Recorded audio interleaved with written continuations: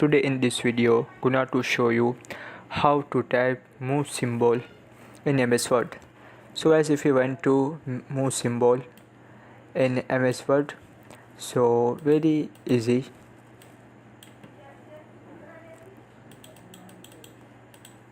First click on insert.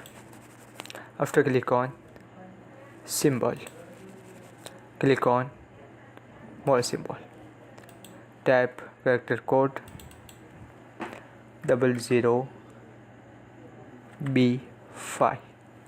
After click on insert, click on close. That is. So guys, this is very easy and simple. First click on insert.